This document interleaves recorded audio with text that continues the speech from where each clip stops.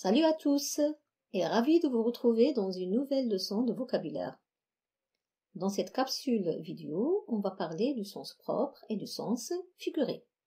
Mais tout d'abord, pour consolider les acquis, je vous invite à faire un petit exercice afin de se rappeler la dernière leçon qui portait sur le champ lexical.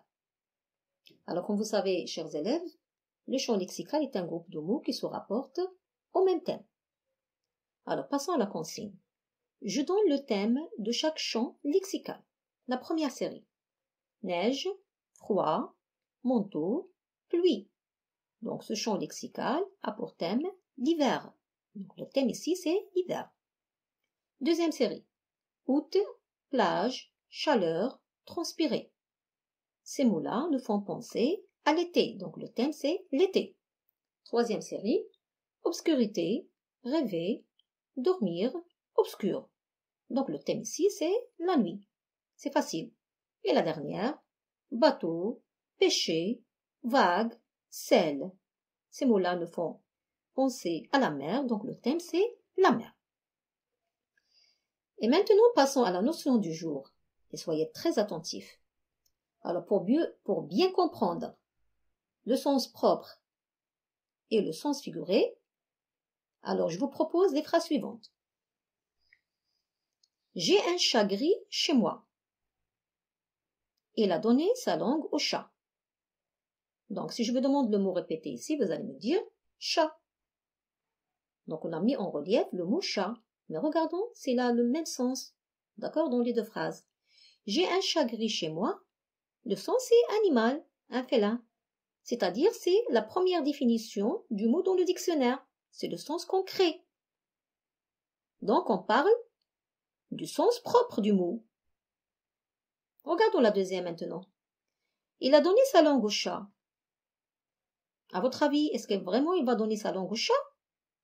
Absolument non. Donc ici, aucune relation avec le sens propre du mot. C'est une expression qui veut dire il n'a pas su répondre. Donc c'est le sens imagé. Autrement dit, c'est le sens abstrait. Vous voyez? Donc on parle automatiquement du sens figuré. Pour les expressions imagées, il y en a d'autres. Alors, pour mieux comprendre, on va passer à notre exemple. Omar creuse un puits. Il se creuse la tête. Donc, le mot ici, répété, c'est creuse. Voyons maintenant la signification, bien le sens. Omar creuse un puits. Le mot creuser ici veut dire faire un trou. C'est le sens concret. C'est le sens qu'on trouve, le premier sens qu'on trouve dans le dictionnaire. Donc, il s'agit du sens propre du mot. Par contre, il se creuse la tête, ben, ce n'est pas normal, il ne va pas faire un trou dans sa tête. Donc, l'expression ici veut dire réfléchir profondément. Donc, c'est un sens imagé. L'expression, c'est une expression imagée.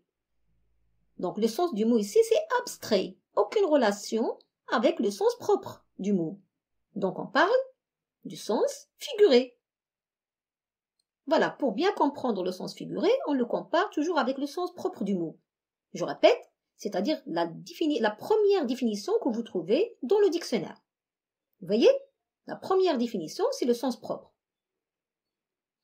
Et le sens imagé, c'est le sens figuré. Bien. Alors, j'espère que vous avez bien compris la notion du jour. Alors, maintenant, récapitulons. Dans la partie je retiens. Le sens propre d'un mot est le sens premier du mot. Il est concret.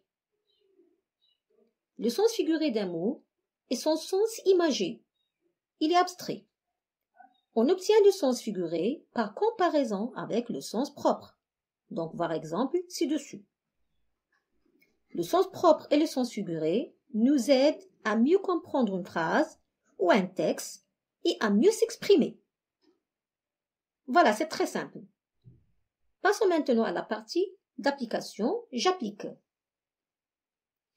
Alors, je lis la consigne. J'indique si les mots soulignés sont au sens propre ou au sens figuré.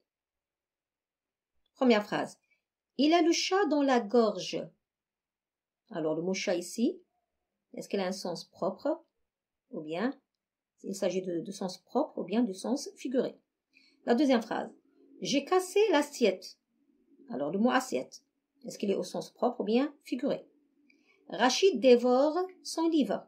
Le mot dévore. Il raconte toujours des salades. Le mot salade. Regardez bien dans la phrase.